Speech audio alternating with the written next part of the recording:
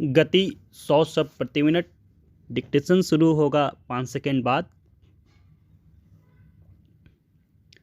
Ready, start. लंबे सोच विचार और तैयारी के बाद आखिर G7, यूरोपियन यूनियन और ऑस्ट्रेलिया ने रूस से निर्यात होने वाले तेल के लिए $60 प्रति बैरल की अधिकतम मूल्य सीमा तय करने की घोषणा कर दी। इसे सोमवार 5 दिसंबर या इसके कुछ ही समय बाद से लागू किए जाने की बात है। रूस ने इस तरह की किसी भी पाबंदी को स्वीकार करने से साफ इनकार कर दिया है। दरअसल यह रूस की आमदनी पर रोक लगाने की पश्चिमी राष्ट्रों की कोशिशों का ही एक नया रूप है, जिसका मकसद उसे यूक्रेन युद्ध बंद करने के लिए मजबूर करना है। पश्चिमी देशों की ओर से रूस पर अब तक लगाए गए प्रतिबंध ज़्यादा संतोषजनक नतीजे नहीं दे पाए हैं। ऐसे में यह देखना अहम होगा कि पश्चिमी देश इसे लागू करने के लिए किस सीमा तक जाते हैं और रूस इसे नाकाम करने के लिए किस तरह के कदम उठाता है। यह महत्वपूर्ण इसलिए भी है कि विभिन्न पाबंदियों और सप्लाई चेन में आई बाधाओं के चलते यूरोपीय देश पहले ही ऊर्जा संकट समेत कई तरह की मुसीबतें झेल रहे हैं। अब इस नए प्रतिबंध के चलते रूस से तेल की सप्लाई अगर बाधित होती है तो बहुत संभव है कि अंतर्राष्ट्रीय बाजार में तेल कीमतें चढ़ने लग जाएं। ऐसा हुआ तो यह उन देशों के लिए भी परेशानियों के एक नए सिलसिले की शुरुआत साबित हो सकता है, जिनका यूक्रेन युद्ध से कोई लेना देना नहीं है। जहां तक रूस की बात है तो आज की तारीख में उसके तेल के दो सबसे बड़े खरीदार हैं, चीन और भारत। चूँकि चीन को रूसी तेल की ज़्यादातर सप्लाई पाइपलाइन से होती है, इसलिए उस पर इस पाबंदी का खास असर नहीं पड़ने वाला। कारण यह है कि पश्चिमी देशों की इस पाबंदी को लागू करने का एक ही जरिया है और वह है समुद्री जहाज़ों का इंश्योरेंस।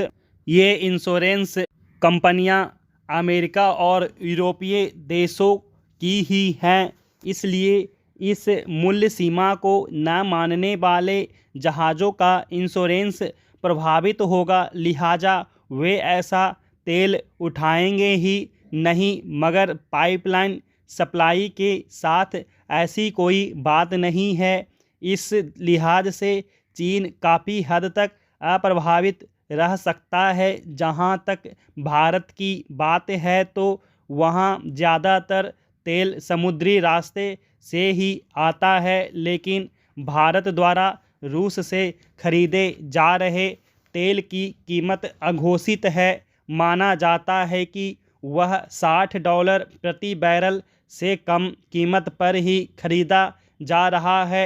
अगर ये दो खरीदार बने रहते हैं तो रूस के लिए इन पाबंदियों का सामना करना शायद उतना मुश्किल ना हो जितने की उम्मीद में ये पाबंदियां घोषित की गई हैं। बहरहाल सामरिक और आर्थिक ताकत से किसी एक पक्ष को मजबूर करके युद्ध समाप्त करने या करवाने की सोचना कोई अच्छी नीति नहीं कही जाएगी। युद्ध बातचीत से ही हल होते हैं, जैसा कि भारत कहता भी रहा है।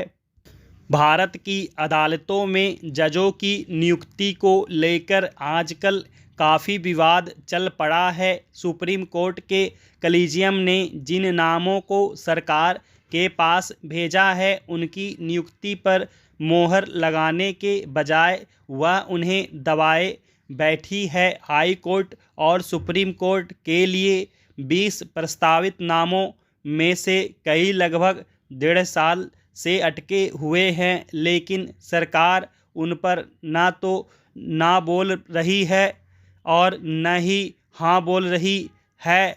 वर्तमान कानून व्यवस्था में सरकार का कर्तव्य इतना ही है कि या तो वह प्रस्तावित नामों को न्यायाधीश की शपथ दिला दे या कुछ नामों पर पुनर्विचार के लिए वापस भेज दे। सरकार ने 20 में से 19 नामों को वापस कर दिया है। प्रस्तावित नामों पर मोहर लगाने में बहुत देरी न हो, इस दृष्टि से सुप्रीम कोर्ट ने पिछले साल समय सीमा भी बांध दी थी। प्रस्तावित नामों पर गोपनीय जांच, पुनर्विचार और उनकी शपथ भी 3-4 माह तक पूरी हो जानी चाहिए। अगर कुछ नामों को सरकार पुनर्विचार के लिए वापस भेजती है तो कॉलेजियम उन्हें दोबारा भेज देता है तो सरकार को उन्हें स्वीकार करना ही पड़ेगा। ऐसी व्यवस्था है, लेकिन इसके बावजूद सरकार कई नामों पर लंबे समय से खर्राटे भर रही है। जजों की कमी के कारण करोड़ों मामले हमारी अदालतों में वर्षों तक लटके रहते हैं। इसी गतिरोध पर कानून मंत्री किरेन रिजिजू और सुप्रीम कोर्ट के जस्टिस एस.के. कौल के बीच काफ़ी गर्म संवाद छिड़ गया है। रिजिजू ने कहा कि यह बोलना बिल्कुल गलत है कि सरकार प्रस्तावित नामों की फाइलों को दबाकर बैठ गई है। यदि आपको फाइल नहीं भेजना है तो मत भेजिए, आप खुद जजों को नियुक्त कर दीजिए। रिजिजू ने यह भी कह डाला कि कॉलेजियम सिस्टम संविधान सम्मत नहीं है। न्यायमूर्ति कौल ने जवाब में कहा कि किसी उच्च पदस्थ व्यक्ति के मुंह से ऐसी बात शोभा नहीं देती। वास्तव में कॉलेजियम सिस्टम की शुरुआत 1993 से हुई थी। उस समय यह तय हुआ था कि सर्वोच्च न्यायाधीश और अन्य 4 वरिष्ठ न्यायाधीश मिलकर जिन्हें चुनेंगे उन्हें सरकार सुप्रीम और हाई कोर्टों में न्यायाधीश की शपथ दिलाएगी।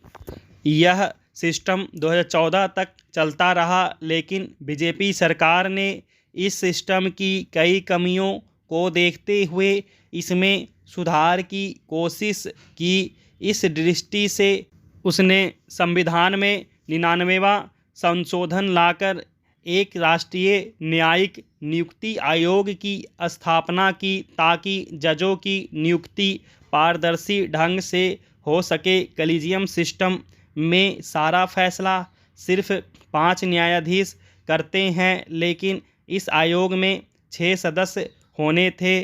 चीफ जस्टिस की अध्यक्षता में बने इस आयोग में सुप्रीम कोर्ट के 2 जज, कानून मंत्री और 2 देश के महत्वपूर्ण व्यक्तियों को रखा जाना था।